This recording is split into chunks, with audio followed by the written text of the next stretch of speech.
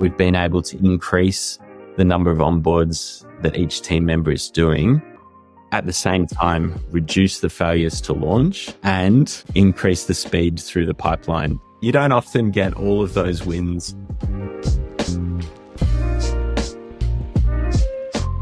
Previous to Arrows, we would send them an email and it would be like an essay of all the things that we need to get from you. And that's quite scary, looking at this massive email thinking, oh my God, what have I signed up for? I've got to do all this homework. Having it in the Arrows plan allows it to be chunked down a lot more. We're actually really surprised at the number of venues that would go in and just start doing it. We'd get a little kick when we see the message come into the Slack channel or in the HubSpot activity feed that's just filled up with all this activity in Arrows. That's an onboarder's dream. They look at that and they know that they've got a really good client. Quite often what will happen is customers, if they're sitting in that onboarding pipeline for too long and they go dormant, it's very hard to reactivate them and get the engagement back. So quite often what we would have is, it's a churn, but we would call it a failure to launch when they churn during the onboarding process.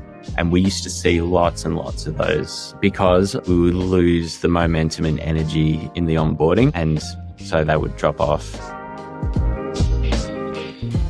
We'd have maybe 10 to 20% failing to launch at the time when that was at its worst. But now it's very rare. I'd say it's in the low single digits. It wouldn't be more than 1%. One of the big benefits that we've seen is getting rid of those failures to launch, because normally if you load up your onboarders with too many onboards, you're going to expect to see more churns happening in there and drop off of satisfaction and other things like that.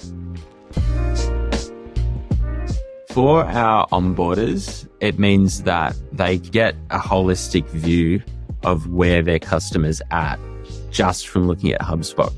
So that's probably the biggest one. They don't need to go digging through emails and spreadsheets and other things like that. They can literally look at the ticket in HubSpot, and in the activity tab, they can see, oh great, my customer's gone and done this or done that. And a lot of it would be kept up there in their heads as well. It wouldn't be shared with the wider teams. And so your onboarders would be constantly answering all of these questions. But now we've got full visibility and transparency on where customers are at. And it also encourages others to help. So we have 3 team members who would really be touching the account. During the onboarding process, quite often the salesperson will see their customer is tracking and they can get involved and help if they need to. And equally, the CSM who knows they're going to be taking it, they can be seeing what's happening and step in if they need to introduce themselves a little bit early. That kind of visibility across everything has been awesome.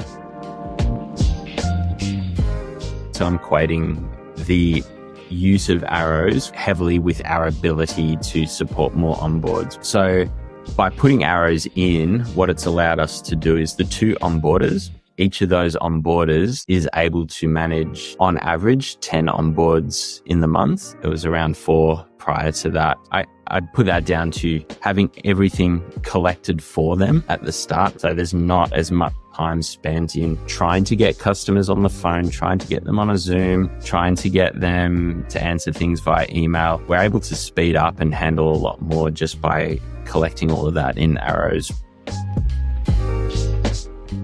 Our business model is a mix of subscription and service fee revenue.